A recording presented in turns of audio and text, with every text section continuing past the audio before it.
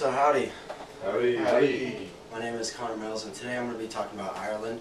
It's a very special place to me, especially since my ancestors are from there, and I had a lot of fun researching this topic. So I thought we'd start off with an anonymous quote.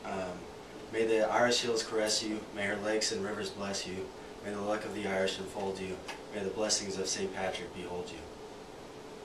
And so today I'm going to be talking about, just basically give you a brief history of Ireland from 1542 to the present times, just a basic overview. Tell you a little bit about cultures and traditions in Ireland, and then finally why Irish culture and history has played such a huge role in that of American history. So start off with a brief history.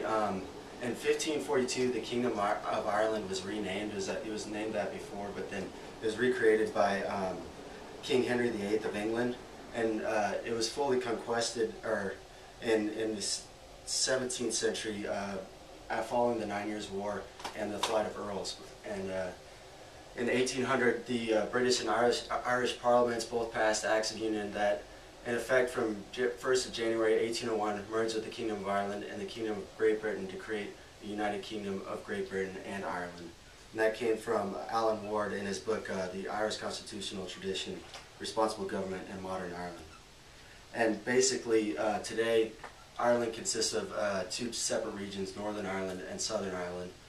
The northern being, we'll talk about this a little bit later, predominantly Protestant, and the southern being more Catholic. So between the big event in Irish history was what was called the Great Famine, or the Irish Potato Famine, and it hit Ireland between 1845 and 1852. It resulted in approximately 1 million deaths, and about 1,500,000 around that number fled and emigrated to other countries because of it.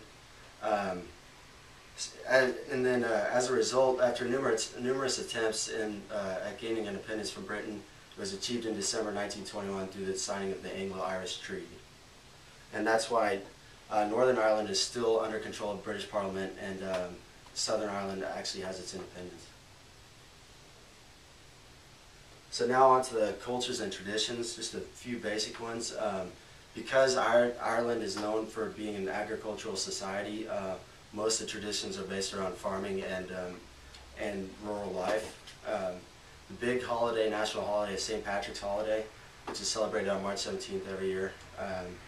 Basically, St. Patrick was known, or legend has it, was known to have banished snakes from the island, and then also he brought Christianity and Catholicism to the island through the use of the three-leaf clover, which represents the Trinity.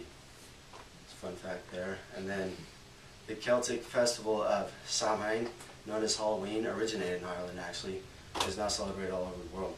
So, a few more cultures and traditions. Roman Catholicism is the most widely practiced religion in Ireland.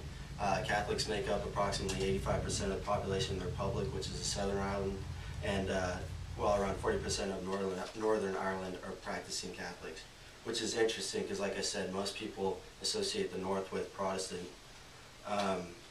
Now, the two differences in the two Irish regions are the currency used and the overall size, which of the physical size of square footage of land, which leads to disputes. Northern Ireland is still in it's been in civil war for over 3 decades now with the British government, because half the people want their independence like Southern Ireland, and then the other half want to remain as part of the UK. So finally, talk about the Irish influence on the U.S. Like we talked about earlier, the Irish Potato Famine. Irish Potato Famine in 1845 and 1952 saw the immigration of approximately 1 million people, and most of these people came to either Canada or the United States. And then by 1850, the Irish actually made up 1/4 of the population of Boston, New York, Philadelphia, Baltimore.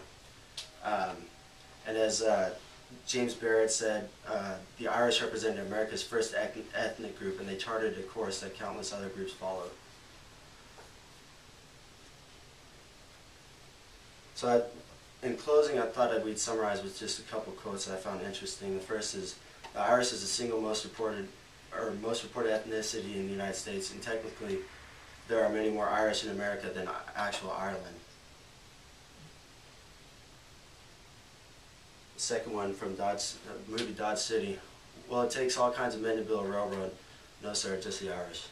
And I think it represents the hard-nosed attitude that Irish people have, and then the basic culture that they've developed and the reputation that they have around the world. So now I'd like to open up to any questions that you'll have. Are there any other countries in the UK?